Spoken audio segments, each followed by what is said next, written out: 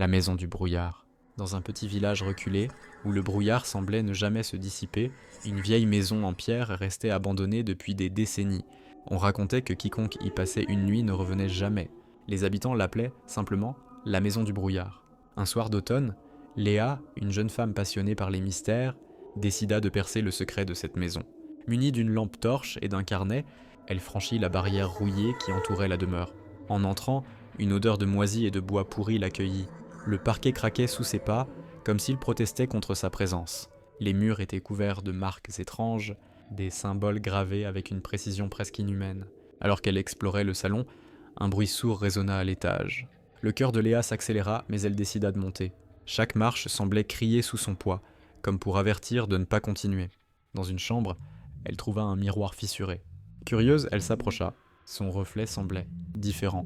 Il souriait, bien que Léa ne le fasse pas, puis brusquement, son reflet bougea sans elle. La Léa du miroir leva une main et posa ses doigts contre la vitre. Terrifiée, la vraie Léa recula, mais le miroir sembla se tendre vers elle. Une voix douce mais glaçante murmura « Reste avec moi, il n'y a plus rien pour toi là-bas ». Avant qu'elle ne puisse fuir, des mains glaciales surgirent du miroir et l'agrippèrent. Elle hurla, mais sa voix s'éteignit dans le silence pesant de la maison.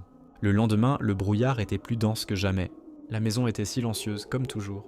Seul un miroir fissuré dans une chambre vide renvoyait un faible reflet, celui de Léa, prisonnière pour l'éternité.